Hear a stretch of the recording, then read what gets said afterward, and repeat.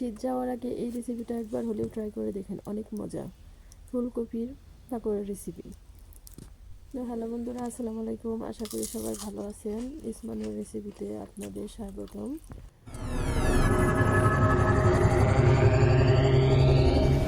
তো প্রথমে এখানে ফুলকপি, এটা বড় সাইজে একটা ফুলকপি, এখান থেকে কিছু পরিমাণ ফুলকপি আমি হালকা কেটে নেব।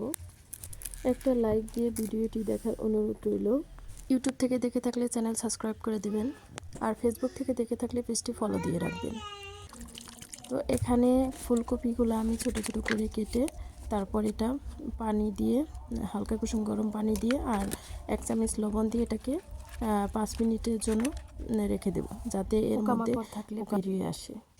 5 মিনিট পর ফিরে আসলাম। এখন পানিগুলো ঝরিয়ে নেব।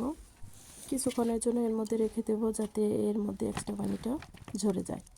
এখন একটা বাটিতে ফুলকপিগুলো ঢেলে নিলাম। তারপর এখানে শুকনো মরিচ, হলুদের গুঁড়া এবং ধনিয়ার গুঁড়া, এগুলো সবগুলো দিয়ে দিলাম। তারপর একটা স্বাদ মিশিয়ে মশলা দিয়ে দিলাম। এখন এর মধ্যে 1 কাপের মতো চাউলের গুঁড়ো দিয়ে দেব।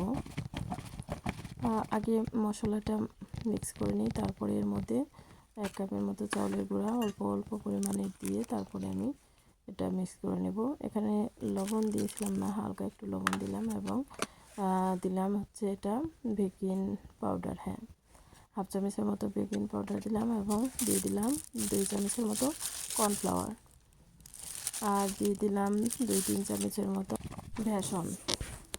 তো তারপরে দিয়ে দিলাম কুচি করে রাখা ধনিয়া পাতা কুচি। এর মধ্যে হালকা একটু লবণ দিলাম, তখন লবণ না, বেকিং পাউডার দিয়েছিলাম, ওটাকে লবণ বলেছি। আচ্ছা, এখন হালকা একটু পানি দেব, যাতে সব কিছু এই ফুলকপির মধ্যে মিশে যায়। তারপরে এটাকে ভালো করে নেড়ে চেড়ে নেব। আবারও কিছু পরিমাণ এর মধ্যে পানি দিয়ে দেব। তারপরে এটা ভালো করে হাত দিয়ে মাখিয়ে মশলাটা এর মধ্যে মিশিয়ে নেব। তো এদিকে চুলার মধ্যে কড়াইতে তেল বসিয়ে দিয়েছি। তেলটা মিডিয়াম আছে চুলাটা রেখে তারপরে আমি একটা একটা করে ফুলকপির বড়াগুলো এর মধ্যে দিয়ে দিচ্ছি। তো আমি এখানে কম তেলেই ভাজতেছি। এটাকে একটা কাঁটা চামচ দিয়ে উল্টিয়ে পাল্টিয়ে দিচ্ছি। চুলাটা মিডিয়াম আছে রাখতে হবে, কারণ হাই আছে রাখলে দেখা যাবে যে উপরে পুড়ে যাবে, ভিতরে কাঁচা থাকবে।